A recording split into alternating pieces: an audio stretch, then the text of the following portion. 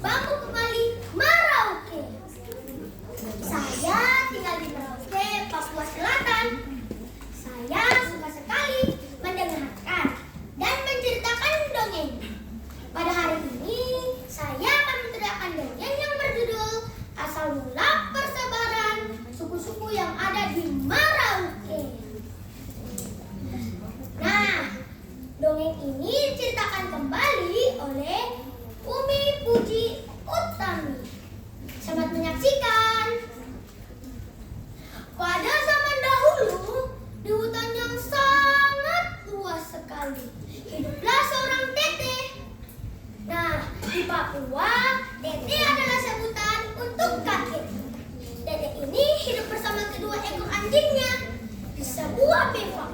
Befak adalah rumah yang dindingnya terbuat dari pelepah sagu dan atapnya terbuat dari daun sagu. Kedua ekor anjing teteh itu bernama Garembu. Mereka tidak memiliki nama yang berbeda, akan tetapi memiliki nama yang sama. Yang satu berwarna belang dan satu lagi berwarna hitam. Mereka selalu menemani teteh dalam perburuan untuk makan sehari-hari. Pada suatu hari, teteh hendak berburu. Teteh pun memanggil Garembu. Garembu! Garembu! Berulang-ulang kali teteh memanggil Garembu, tetapi Garembu tidak datang.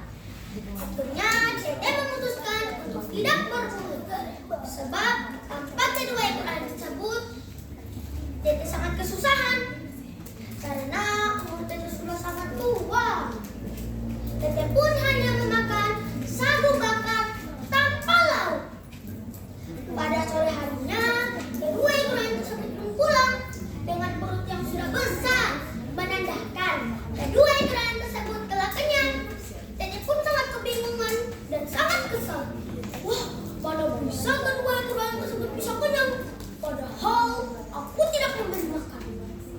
Akhirnya teteh pun melanjutkan perburuannya pada keesokan harinya. Pada hari berikut, teteh terlambat bangun. Teteh pun segera menyiapkan peralatan berburunya. Setelah menyiapkan peralatan berburunya, teteh pun memanggil Garembu. Garembu! Garembu! Berulang-ulang kali teteh memanggil Garembu. Akhirnya Garembu pun datang dengan perut yang sudah kenyang. Akhirnya kedua ekor anjing tersebut tidak bisa untuk diajak berburu. Teteh pun sangat kesal dan kebingungan. Wah, mana bisa kedua ekor anjing tersebut bisa kenyang? Padahal aku tidak memberi makan dan hanya aku saja yang tinggal di sini sebatang kara. Setelah kejadian itu, teteh pun hanya memakan sagu bakar tanpa lauk. Pada pagi-pagi benar, teteh pun bangun dan mengamati kedua ekor anjing tersebut yang sedang tertidur.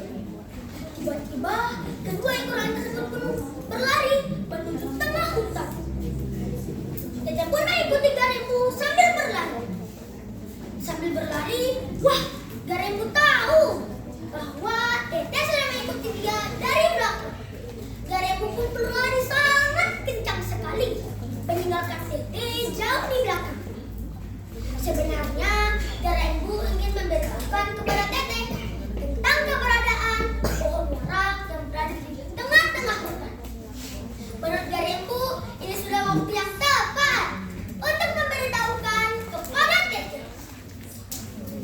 Kira-kira jarak 100 meter dari pohon warak, teteh pun berhenti karena teteh mendengar suara gaduh. Teteh pun memasang telinganya sangat cermat sekali. Wah, suara apa ini? Mengapa ada suara ini? Mengapa ada orang yang tinggal di sini selain aku dan tanpa seizinku? Aku harus mengusir mereka. Teteh pun perlahan-lahan menuju pohon warak. Wah, ternyata benar pendengaran teteh. Suara itu ditimbulkan oleh orang-orang yang berada dalam pohon warak.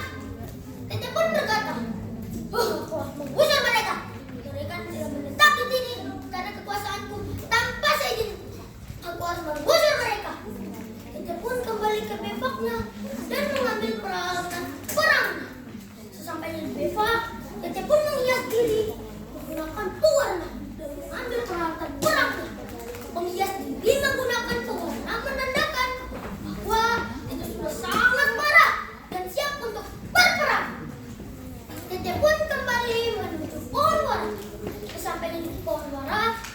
tiba-tiba kedua ekor ayam tersebut mengelilingi pohon wara sambil menggonggong. Wuk! Wuk! Akhirnya Tete pun melihat ke dalam pohon wara itu. Ternyata pohon wara itu seperti gedung bertingkat. Di setiap tingkatnya dihuni oleh satu suku bangsa yang ada di Merauke. Setelah berpuas melihat-lihat, Tete pun menyuruh mereka untuk keluar. Setelah mereka keluar, Tete pun menyuruh mereka untuk berbaris sesuai tingkatan tempat tinggal mereka di pohon ini. Tete pun berkata, "Hei kalian, kalian ini tidak sopan sekali, sudah menetap di wilayah kekuasaanku tanpa seizin." Lalu mereka pun meminta maaf menggunakan bahasa mereka yang dipahami oleh Tete. Tete pun berkata, "Baiklah, saya memaafkan kalian. Tetapi dengan satu syarat, kalian harus pergi dari tanah liat saya." Tete pun berkata kepada orang yang tinggal di pohon paling bawah pohon wara, "Hei kalian yang tinggal di tingkat paling bawah pohon wara. Kalian itu sebenarnya bicara satu suku dengan saya dan satu bahasa dengan saya. Jadi kalian boleh tinggal di sini bersama saya. Hei kalian berada tingkat 2. Kalian itu sebenarnya bicara satu suku dengan saya, tetapi bahasa kalian agak sedikit berbeda. Tempat tinggal kalian di kampung yang gandum. Hei kalian berada tingkat 3. Kalian itu memakai bahasa Semarki Pune.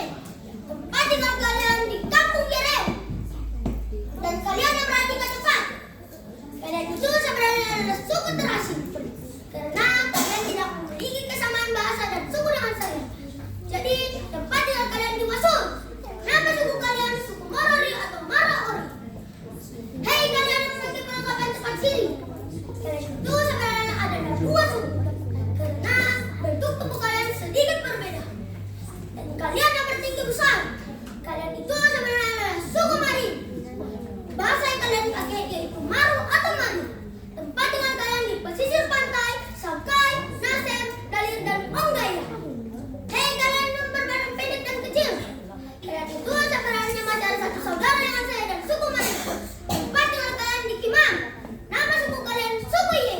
Tempat tinggal kalian di seberang Kali Maru. Pergilah dan hidup dengan damai." Akhirnya suku-suku yang ada di Merauke pun menempati tanah-tanah yang telah ditetapkan oleh Tete dan memiliki tanah ulayat yang sangat luas sekali. Nah, sampai saat ini tidak ada seorang pun teman-teman